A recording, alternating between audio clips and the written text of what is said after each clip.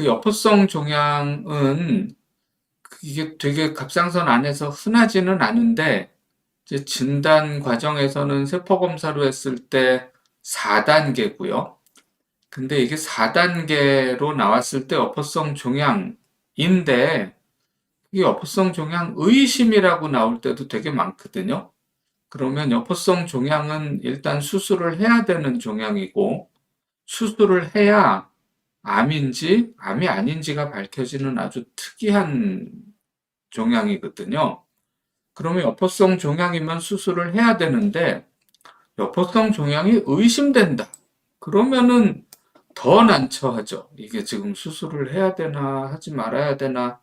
여포성 종양이라 수술을 할 때 암인지 아닌지를 몰라서 수술하는 것도 사실 되게 내키지가 않는데 여포성 종양이 의심된다 그러면 수술을 했더니 여포성 종양조차 아니었어. 이럴 수도 있는 거잖아요. 그러면은 참 난처하죠. 그런데 이제 그렇기 때문에 여포성 종양이 의심된다 이랬을 때는 또 이게 잘 진단을 해서 그래도 의심되는 걸 가지고 막 할까 말까 그러는 것보다는 검사를 다시 해서 이건 여포성 종양이 맞으니까 수술은 해야겠네요. 라든가 아니면 여포성 종양이 아니니까 수술을 안 하셔도 되겠습니다. 적어도 여기까지는 구별을 좀 해드리는 게 좋지 않겠느냐. 그래서 이제 그거에 대한 동영상을 올린 게 요 내용입니다. 자, 이제 그러고 나면 여포성 종양에서는 이제 한 가지 더 말씀드려야 되는 내용이 있습니다. 자, 이제 이런 과정을 거쳐서 그래 할 수 없다. 이제 수술을 하자. 이렇게 결정이 난 후에 또 환자분이 결정하셔야 될 게 있는데 그게 뭐냐 하면은 수술을 하기는 하는데 전절제를 할 것이냐 반절제를 할 것이냐 이거를 또 정해야 됩니다. 이게 왜 이런 결정을 해야 되는지 잠깐 이제 설명을 드리겠습니다. 자, 여포성 종양은 수술을 해야 양성인지 암인지 결정된다고 그랬죠. 그래서 이 종양은 암이었느냐, 암이 아니었느냐는 수술 후에 알 수 있습니다. 그런데 만약에 양성이면 반절제만 해도 되고요. 악성이면 전절제를 해야 되거든요. 근데 이게 수술을 한 다음에 그거를 아니까 수술을 할 때는 반절제를 할지 전절제를 할지가 사실 약간 좀 이렇게 뭐라 그럴까. 이렇게 제비 뽑기 하는 것처럼 좀 그래요. 복불복 같은 그런 게 좀 있어요. 그러다 보니까 이제 수술하는 의사 입장에서도 그 선택을 환자분께 맡기는 경우가 많습니다. 그 의사도 이게 암이 나올지 양성이 나올지 모르니까 이제 결정을 환자분이 하시죠. 이렇게 되는 거거든요. 이제 환자분은 뭐 굉장히 혼란스럽죠. 그래서 이제 그거를 어떤 식으로 생각하는 게 가장 합리적이냐. 그거에 대해서 제가 좀 말씀을 드리려고 합니다. 우선 경우의 수가요. 네 가지예요. 뭐 아주 복잡한 것 같지만 사실은 네 가지입니다. 왜냐? 일단은 반절제를 했다고 치면 그러고 나서 반절제를 했는데 양성이 나오는 경우의 수가 하나 있고 악성이 나오는 경우의 수가 있겠죠. 그 다음에 두 번째로 전절제를 했다고 했을 때 양성이 나올 수도 있고 악성이 나올 수도 있겠죠. 결국 이 네 가지 경우의 수대로 했을 때 결과가 어떻게 됐느냐 한번 따져보겠습니다. 자, 반절제를 했더니 양성이 나왔어요. 이게 제일 좋은 거죠. 이걸로 치료가 종결되죠. 양성은 반절제만 하면 되니까요. 그리고 반절제만 했으니까 반대쪽 갑상선을 살렸죠. 사실 이게 이제 제일 좋은 결과라고 할 수가 있습니다. 두 번째는 그래서 혹시 이렇게 되길 바라고 반절제를 했는데 악성이 나왔어요. 그러면 악성은 전절제를 해야 되니까 이게 수술을 한번 더 해야 돼요. 그러면 이게 참 이제 수술 두 번 하는 거는 환자분 입장에서는 끔찍하죠. 그러니까 이제 이거를 회피하기 위해서 그냥 처음부터 전절제를 하자.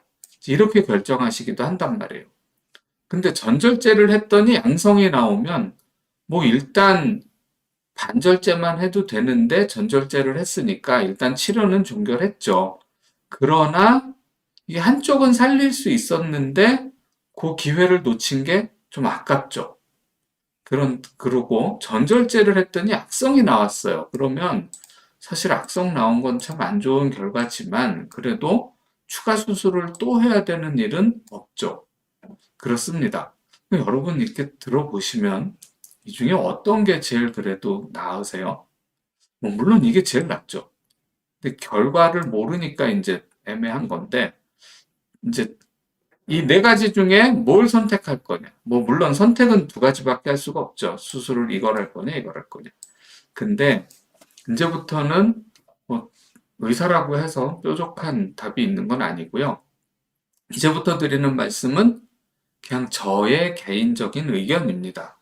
만약에 저라면 이렇게 할 것 같다. 그렇게 생각을 하고 말씀을 드리면 이렇습니다. 저는 이걸 택할 것 같습니다. 우선은요, 여포성 종양 전체 중에 암으로 나올 확률은 30%, 양성으로 나올 확률은 70%예요. 그러면 그래도 양성 나올 확률이 높은 거잖아요.